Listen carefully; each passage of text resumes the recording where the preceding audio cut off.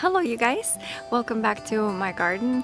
Wanted to do somewhat of an update and show you some of the things that have changed in my garden in the last couple of months. I had quite a yield of different things, from tomatoes to ginormous amounts of cucumbers that we couldn't keep up with. And then at the end I was really growing my little melon and the smaller melon as well. And when I went to master class for gardening, they told me to wait until the little tip almost dries out and falls off, so the melon would actually be ripe at that point. And unfortunately that was not true for my case, because my melon just rotted from the inside out. And it was such a bummer because I kept waiting for the little stem to dry out, but it was just green and green and green and nothing happened. So it was such a bummer. I'm like, I should have probably read more about it without following that direct advice exactly to the T. But anyway, it was my first experience. The corn was terrible, okay? I ended up pollinating my corn by hand. So I would take off the little beetles with the pollen powder, and I would rub it on the little whiskers of each corn for like a few days in a row. I did it for almost a week. When it was like at the peak of the pollination, I could actually see a little bit of dust flowing around.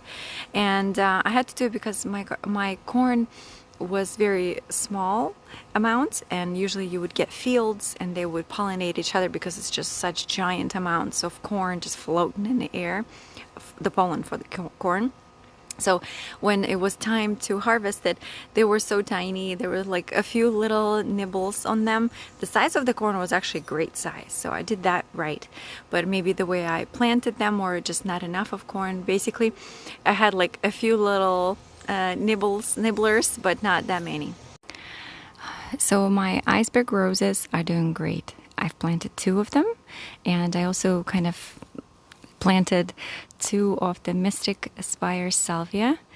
These 2 are the newer additions, so you can see they're smaller, and these ones were planted late May, and both of them are doing great. They're so beautiful. I love the combination actually of purple and white, and they kind of intertwine, and look how pretty this is. And all of the bees are here. Bees and butterflies come every single day, all day long. Gosh, these iceberg roses are so pretty. Pardon my dirty nails. I was just watering everything. This is like my favorite part of the garden. I also got this one in a pot, also super bee friendly. And this one's called Mexican Heath, I believe, or Heath or something like that. And it's really beautifully flowering kind of small shrub that doesn't grow too big, and I really like it here in the pot. I don't really want to plant it for some reason. I just want it in a pot here. And again, same thing, the bees just love it, and it's just flying all day around it. So these are my lantanas. I have 1, 2, and 3, and these 2 are very new and very small. And this one is the newest one. So they're just kind of starting to bloom again, but there's going to be a lot of blooms. I already see it. You can see all of these little tiny blooms that is going to just to burst open soon. And this one actually just finished blooming, so I'm guessing another one will come on. But this one was literally covered like a little carpet with purple. I love purple, and I think it might be my color from my yard, is like purples and blues shades. And with my little Japanese maple, which the story about this one is actually it was a red dragon Japanese maple, so the small dwarfs that like grow barely ever. And what happened is a little what is it called, sapling, I guess, came out from underneath, and it started vigorously growing into like a branch. And honestly, I liked this so much better than the red dragon one. I just cut off the red dragon part and just let it grow. And it grew like this into this ball kind of shaped. So this side, oh, there's a butterfly. So this side is also all salvias. And again, I literally plant most of my bushes here in the front row for the birds, for the hummingbirds specifically, and for the bees and basically pollinators, because they literally buzz around all day long. These mystic spires, they're just full of bees, of all kinds of butterflies, white ones, brown ones, orange ones, and they look so beautiful. And these salvias is also so wispy and kind of very neutral. I don't know.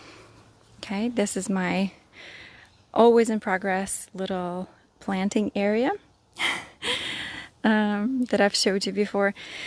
Oh, the citronella plant is a dinosaur. I don't know what else to call it. This is me. I've already trimmed it. I've already trimmed it 2 times and I cut it almost in half. I literally came in and just chopped half of it off and it literally grew right back out like within 2 weeks. It's crazy. Oh, I love that though. I might really plant it somewhere else since I will be able to really easy to propagate it. I don't know, it's doing great. I have another little plant in here that is just suffocated, so I'm not even trying to survive. I just watered these so they look a little bit soggy. But my lamb's ear, oh, I love them so much. They're small but cute. I've planted a little bit of sedum in here. Oh my gosh, every weed everywhere. A little bit of sedum, and I actually have more to plant all throughout it because I'm going to be pulling these out because they kind of look sloppy a little bit. Okay, then this guy is very new addition. It's been about maybe a month here, and it's just thriving. It likes it here so much, and I'm a little scared of how big it's getting because it was literally a tiny plant when I planted it a month ago, and now it's just like, I don't know, 10 times bigger than what it was. So it might be a little too big for here, or I might just have to trim it. I don't know. I got some impatiens in here just to try it out too. Basically everything here is just to try out and then we'll see what stays. I've also gotten some gardenias and I actually have a few buds still that might be coming through. So I'm super excited. I am considering planting it in here. I'm trying to see if it's gonna like die or not depending on the sun. So that's why it's sitting there waiting. You can see guys how many bees I have, it's crazy. And this is my little succulents corner. I've planted these, so last year and they're doing okay. I feel like I need to fertilize them. So this is my look right now at the garden at about, again, 4 p.m. You might notice that I have a lot of asymmetry. And when we planted this tree about 3 years ago, we were hopeful that everything will grow together with it. This is a strawberry tree, Marina arbutus or something like that. I might be really saying it wrong. It got in poor drainage this spring, and most of its leaves fallen off. So I had to trim a bunch of stuff and really reduce its size because it was just so leggy otherwise. And we'll see how it goes. So far, it's doing okay. It's bearing fruit. I'll give you that. I don't know if you've ever heard of this tree. I was very surprised too. But it has actual fruit that will turn red and you can actually eat it. Me and my mom had it and it wasn't that bad. It was pretty tasty. It is famous for its beautiful red bark and really kind of eerie branches. But it's a very slow growing tree. But it's local tree, so I wanted something native here. Okay, so you see these 4 bushes? Yeah. So they're also 3 years old, and they did not grow at all. Look at this. This is 3 years old? You have got to be kidding me. This is also 3 years old, and this looks way better than that. So my plan was, since I love the 3s right now, and since this is a strawberry tree, I've decided to plant 2 of the strawberry compact bushes, which look very similar to this tree. So it will create a 3, like a triangle shape, this is basically my next project right now. So while my mom was here, we've done a lot of improvements with me, Daryl, and my mom. So we ended up planting here this little beautiful emperor Japanese maple. They're supposed to do quite well in the sun, considerably. and their new growth is always kind of this bloody red purple. They're similar to my bloodgood tree, which turns green in summer and then falls off into oranges again, and then it drops the leaves. In the heat, it didn't do that great. The tops, actually, most of the leaves during our heat wave a few weeks back have fallen off, and now a new growth erupted, which is great. You know, it means it's alive. But I also planted this one. So they're kind of the opposite from each other, right in front of each other. And I just love this maple so much. And it's doing somewhat good in the full sun. Well, mostly full sun. So for example, right now it's about like, I don't know, 3 or 4 p.m., probably 4 p.m. And this is our sun. So everything gets beaten by the sun. But this one is doing good. And it's just so beautiful. Oh. So this gardening adventure for me has been really exciting. It's kind of all that I Google nowadays, and I really enjoy it so much. and how to plant them the right way and stuff. And what I found out is it's best if you plant them in groups of 3, 5, or 7. So I have continued and started planting more plants in multiple amounts versus just one bush, and I see the difference, and I think it looks actually more pleasing to the eye. I've also started composting, and I regret it. I'm not going to say much more. It's too much work. It's so messy. It's so much work. For the amount that I get, it's just not enough for my garden. So anyway, I don't know. I might have to get rid of it. This is my plum. It came out of nowhere. It was a sapling from a previously cut off tree. So I guess the roots have survived, and I'm letting it grow. And it looks pretty good, actually. I'm really trying to let it grow as tall as it will. My mom helped me plant these 3 ferns along the wall. Same thing, 1, 2, 3, like I said. And then there's 2 more here. These are different types, but it's gonna all look the same. This is Mila's magical kingdom of succulents. There's a lot of different toys that we put there, and a lot of them are broken, but sometimes she comes along and plays with these guys. It's like a little garden thing for her, and we kind of plucked them all in there, and they're surviving. I have replanted my blueberry bush because it wasn't just doing as great as you can actually see by the leaves. You know, it is what it is. With the heat, it might have been too much, so I planted in its place. I have put this Japanese maple here. I told you I have a lot of updates. With my mom here, when she was here for about a month and a half, we have done a lot of projects. A ton. We've planted so much. I'm about to show you just with these bare hands. Anyway, and one of the things, plum tree. I am in love with these. I think it's called pink pony, I believe, plum trees. They don't grow giant, but it will be a perfect size for between these trees to cover up my neighbors right there, because they're new neighbors, and they used to have a huge hedge that went all the way across like this to almost the tree side like that, and it would give us beautiful privacy, and it was so tall and shady in here. And then new neighbors moved in and they cut it off. So, and they keep cutting it down. So now all of our windows, look at their windows, and it's such a bummer. So because of that, I'm in a huge hurry to plant something that will grow beautiful and bushy, and it will give us that privacy. And I've noticed that these plum trees, they grow beautifully wide, kind of like umbrella, almost like a vase shape umbrella, and they're very drought tolerant, and they love heat, and they're super heat tolerant. So I plant. Okay, so this is one of them. So another bummer with our yard is that we're gonna lose this tree eventually.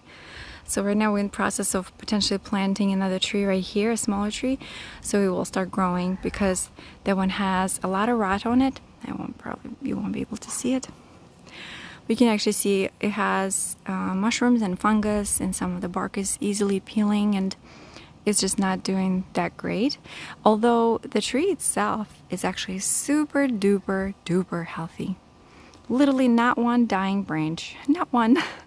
Everything looks healthy and happy and beautiful.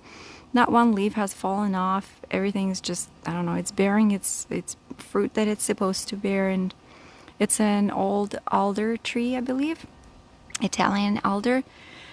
And I don't know what to do. I'm so bummed out because it gives us so much beautiful shade in the morning, but not anymore. Anyway, we're gonna take it down maybe in a year or two.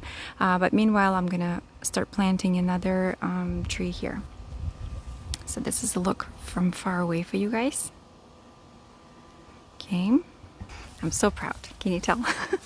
We also got this maple tree that we might be planting here in front of this window, but it's a completely different project, so I'll talk to you about that later. Okay. I'm sorry about all the sounds. We have airplanes, we have neighbors. It's a Friday night, everybody's out, and air conditionings are working, so that's it. I can't say much else. Okay, so I'm gonna show you this side, and it's very different from what it was. Like, I'll give you before and after pictures so you can see the difference. Okay, so I'll show you some befores. Okay, and this is after. Of course, everything is very small still, just because we just planted it literally within the last month and a half or 2 months.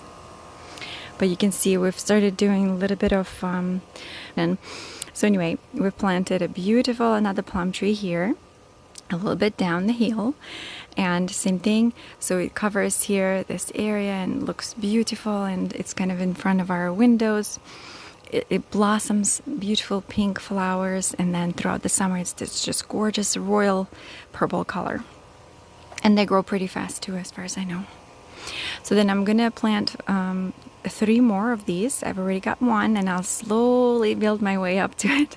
So I have 1, 2, and then I have already 3 to plant here. Then I'll have 4 and 5, and then I potentially plant something else at the bottom here, and then this also guy in here. This guy from right here is going down here, and this might be going there if it will survive. Another gardenia here also has a little bit of leaves, so we'll see. Maybe gardenias are just not good for my garden, I don't know. Then I have 3 lantanas in here. I have another small Japanese maple here. It didn't do great in the heat because it was in the sun, and then I planted it in August, so it was kind of rough for it. But since we planted it in about August or like early September, you can see that it already has new growth. Even though these were dead from the previous months, you can already see the new ones. So I'm very excited. It means it's doing great here too. Okay, so here's my compact strawberry tree shrubs. You can see they also have beautiful bark, that's peeling bark. I'm gonna try cleaning off the bottom leaves as much as I can to make it more pretty, and maybe even light them up. And it's the same kind of tree. You can see fruit, and you can see some same flowers. Okay, so here I wanted to ask for your advice, honestly, because we haven't hired any expert yet to come out and check it out, but I wanted to ask you if you know anything about diseases on the trees. This year we're going to be cutting down all of our trees. It's crazy because most of them are diseased, so I wanted to ask you if we have to cut this one down. Okay, so you can see how this branch is definitely diseased. It has like chopping bark right here in between. You can see a huge scar, and most of the peak is kind of dying. This branch as well, where that goes out, and if you actually look, it's literally most of the tree. So my question is, do you guys think it's kind of salvageable, or do I seriously have to chop down the tree? Because it would be such a bummer. It's such a beautiful, beautiful maple. It gives us so much shade in the sun, in summer. It has a second tree right here, and I'm so afraid that it will spread the disease to this one too. I'm just literally heartbroken. It's so beautiful. Anyway, And the reason I was saying that we're chopping all the trees is because we're going to chop off all of these too. So these two black Lacoste are dead. They just died for whatever reason. They have plenty of sprinkling. The irrigation is fine. It's just, it's their time, I suppose. They're really terrible trees too, really messy, so fragile and all that. It has the little sucker that's also dying. And then this guy is also never going to be a tree, we were told, because the trunk is rotten right here, so it's going to die anyway too. So basically all of this is going to be removed. We're going to plant one more, and then I'm still thinking about this one because I'm so sad, so upset. Okay, it's been such a long video, but thank you so much for watching. And as always, I'm going to remind you that our yard, I feel not embarrassed, but just I feel like I have to explain. It always looks like this just because when we moved in, there was nothing here. Like literally just trees, and a few of them were dead already. And then just rocks and dirt. So that's it. So while I'm planting everything, we're going to do a next step. We're going to put bark everywhere, and some areas we'll have to use the fabric to kind of suffocate the weeds. But in a little bit, not right now. Right now I'm in a planting mode, and that's the most important part for me right now, is to plant everything, set the roots, let it grow, especially big shrubs, big trees, and then we'll put bark around it, and then I'll hopefully maintain and keep up with everything a little bit more, and they'll keep adding annuals and even smaller shrubs, and that's my plan.